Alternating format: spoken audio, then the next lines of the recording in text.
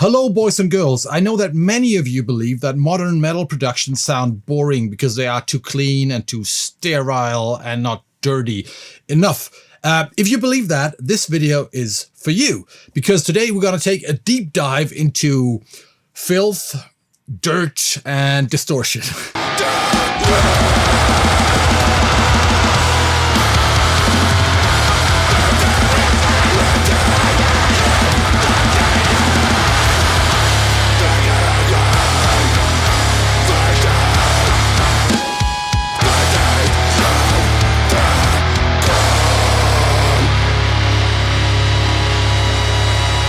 I'm going to talk to a fellow producer from Sweden and a good friend of mine that you might also know from his YouTube channel, Hobo Rec.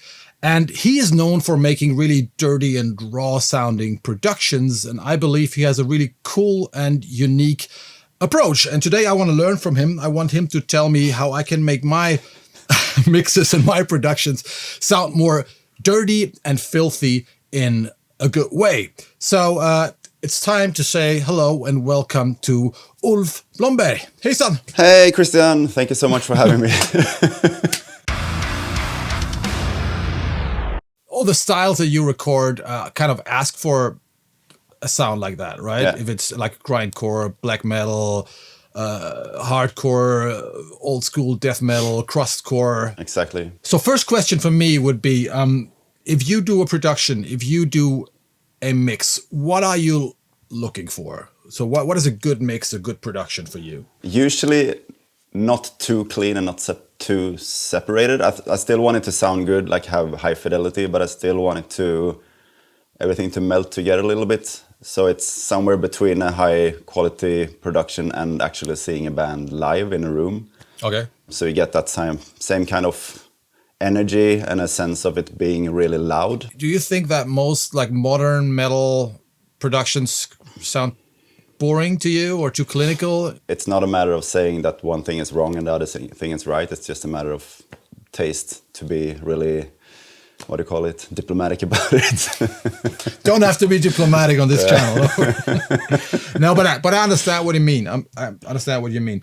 But I mean, your stuff sounds very different from most modern productions, and sound very different from what most like home studio people that do in their home studios, like using plugins, programming drums, editing everything to the grid and that stuff. So it feels like you're trying to preserve a lot more of the raw vibe of the rehearsal room, or the style of the band that comes to the studio. Of course, I respect where they are coming from, and but I also, they come to me for a reason, so we kind of meet somewhere. And I usually, when people ask what kind of music I like to work on, it's like a little bit what you said, but where, if you take metal on one side and punk, and where they meet in the middle. Do you use a lot of analog gear, like tape machines? I know you have a big real console, Harrison console, right?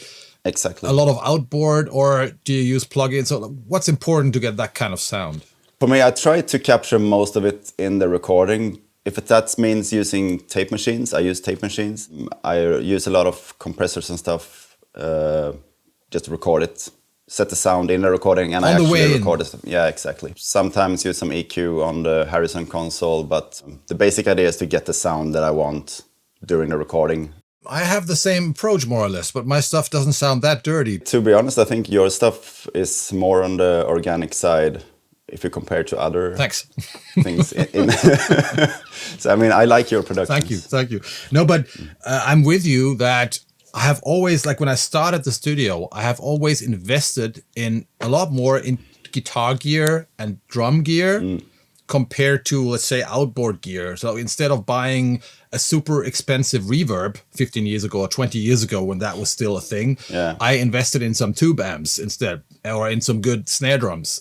Because I felt like, you know, if I'm forced to use the shitty snare drum of the drummer, I can't fix it with the reverb later. But I think you go even further, right? You even record bands live in the room. Sometimes. That's also up to the band that comes to record. But I try to make as much as possible live. And I really enjoy doing like dedicated live sessions, which I sometimes do. I make videos of it. And then we do 100% everything live in the room, even vocals and because that is kind of courageous, right? Because then there's no turning back, right? No, it's not. I also like, for example, I like not recording DI tracks for the same reason that you explained, because then people can't, show up weeks later and say like, hey, can we maybe try the rectifier? Can we reamp here? But then it's just like, that's it.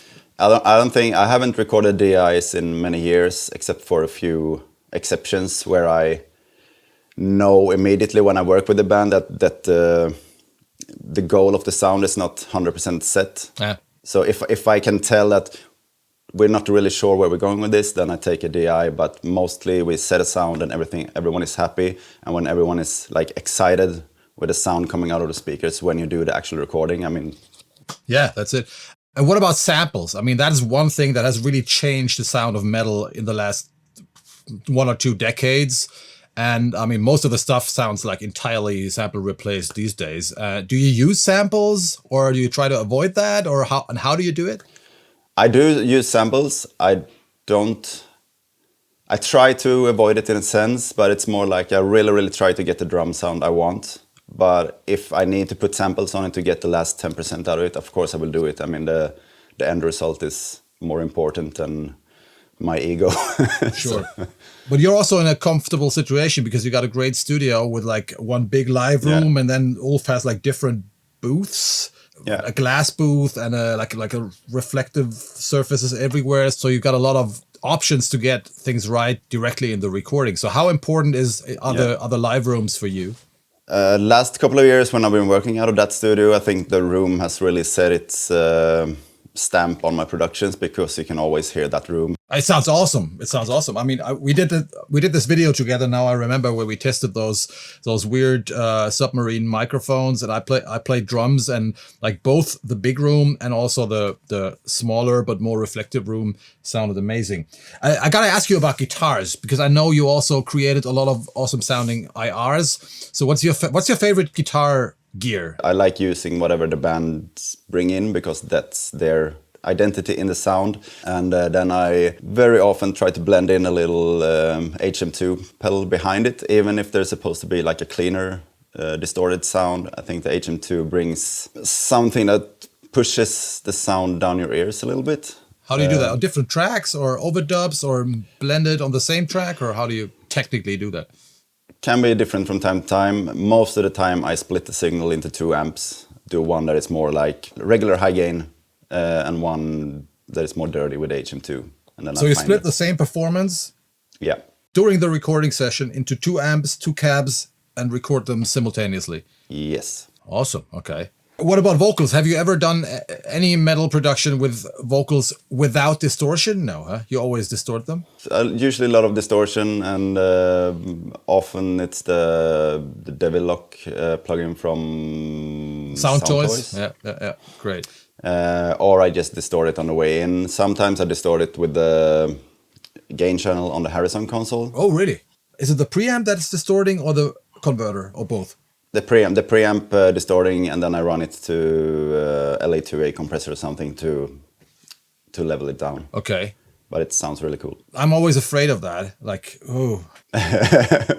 But there is also, if you like to distort stuff, there is a company in Australia called Dr. Alien Smith, and he makes this little distortion box for microphones, where you can like dial in the perfect amount of distortion. That's what I'm saying. We have the same approach. You just go 1 or 2 steps further, where I'm a little too nervous to add distortion. The only exception, I have one of those. It's a French microphone. I forgot the name. I'll put it here. And this is like a telephone mic. Do you know that one? Yeah. It has it's just like a piezo mic or something from a telephone going into some kind of germanium distortion, and you can dial in some distortion. I've used that one, which sounds really cool, but it really sounds like an effect. Same thing again. You can put that in parallel with just a normal microphone, so you can blend it in a little bit. One more thing, also something that is really courageous is recording an entire band live in the room. I mean, I did the same thing in one of my courses inside KOHLE Audio Cult, but without the vocals and the overdubs. So this was like drums, 2 guitars, and the bass, and it turned out nice, but I overdubbed, especially the vocals. But how do you do that? Because there must be a lot of bleed on the mic. Is it about positioning the people correctly in the room, or any other tricks? First off, I wouldn't record like an album like that, because I mean, then I can just put the singer in another room. But for the live thing, when you really, really want the live feel of it, I mean, everyone gets more excited if they can feel the amps, feel the drums and everything. But what I try to do is make sure that the vocalist, if he or she is holding the microphone, make sure the microphone is pointing away from the sound sources. So I usually set up the band in a circle, the drums in one end and then the amps around, and then I can just place the singer between the amps. Ah, okay. Like if you have the amps here, I stand here in the middle with the microphone like this. The microphone will point in the middle of the amps away from the drums. And what we have done together is that we've taken one of those sessions that you've done and we've turned it into a little course inside KOHLE Audio Kult called Recording and Mixing Metal Raw and Filthy.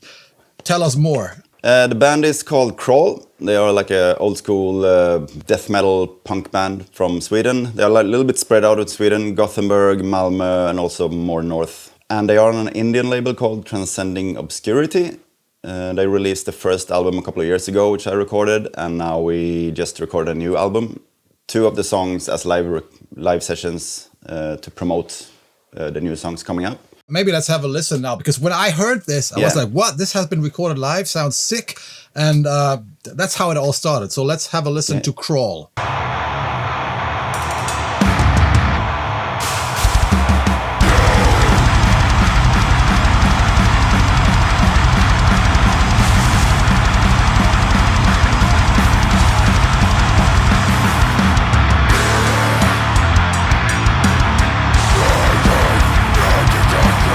So I really enjoy that. And that's how we both had the idea of making this little course. So Ulf can show you every step of, or he can explain how he recorded everything. And then you did a mix walkthrough? Yes, a mix walkthrough.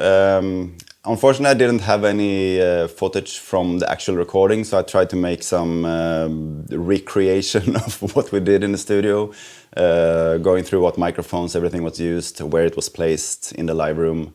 And then I just went through my Cubase project, instrument by instrument, what I did with it, some special treatment of the vocals. And Ulf actually has, I'm not going to tell how it works, but he has a fantastic, let's call it trick, because there was only one guitarist, and how to double the guitars in stereo without getting any phase issues and any weird mono compatibility issues. I can just recommend to check out the course, because people will also get the multitracks. So you will get the tracks of that song, and you can mix the song yourself and get a little dirty with Ulf and Crawl. Get knee deep in dirt. Exactly. And you even included some IRs, right? Yeah, there's an IR pack coming out on Lancaster Audio eventually. It's like a huge collection of vintage Marshall cabs. We have I worked together with a collector in the area, so I had like 27 vintage Marshall cabs, recorded them with a bunch of different microphones and positions. I think it's about 750 IRs. Wow. Right, and the course includes, I think, all the IRs of a vintage greenback from the 70s, right? Yeah, it's one specific cab that I really, really liked that usually works on a lot of stuff. There are actually 2 ways to get your hands on those tracks and that course. You just follow the links below. You can either become a member of KOHLE Audio Kult, which I totally recommend, by the way. So if you should. It's a good place if you want to learn. That way you get all our courses. But if you believe like, hey, all the other courses suck, I just want Ulf's course because it's more dirty than anything else. I just want to get those dirty HM2 tones and those IRs and the multitracks. You can also purchase the course separately. Just follow the links below and you will have a lot of dirty fun. We forgot to talk about bass guitars. I mean, you like dirty bass, I assume, right? Yeah. What's your general approach for something like an old school death metal or a grindcore or something? How do you do it? Not specifically in this recording, I didn't do it, but sometimes I just run the bass through the same HM2 guitar rig. Really? And double it with a DI to get the clean low end. Wow. Sometimes that works wonders. Sometimes I do just a tube screamer through the bass amp, and that like cuts off some of the low end, but you have the low end from the DI still. I really like that. I remember in the chorus you are saying, hey, this is not the typical modern metal dangle tone, but I really loved it because it's super dirty and a little more growly, vintage dirty or something, right? Yeah. What's your favorite mic pre? The one that is available. Okay. No, but I really like the mic pre's on the Harrison console. Those are the ones that I use the most. I have a couple of 1073 clone preamps from Stam Audio that I like when I need some more character. But to be honest, I'm not that much of a preamp nerd. But it also has to do with the features. I mean, the preamps on the Harrison console we have, they have phantom power on all the time. Okay. Or you can switch it off, but then it switches off in the whole console. So whenever I'm running ribbon mics, I go through a couple of other mic pre's. Usually, it's a Neve Design Amec. I can't remember the model name now, but they're also really good. Yeah. I also remember the EQs on the Harrison sounding really good when I was at your place. It was really, they're really cool. Really smooth and fun to use them. Great console. Thank you so much for being on the channel, and thank you so much for doing the course. Thank you. Everybody who's into dirty shit, check out the link below. Get Ulf's course, get the multitracks, have some dirty fun with them, play around with his IRs, or just join KOHLE Audio Cult and get a lot of other cool stuff. And yeah, hope that we meet again very soon, right? Maybe hope so too. Maybe next summer in Sweden again. Let's do some cool shit together. Thanks for being here. Thank you. On this channel, you know, it usually ends with me saying, see you in hell, motherfuckers. Thanks for watching. Bye-bye.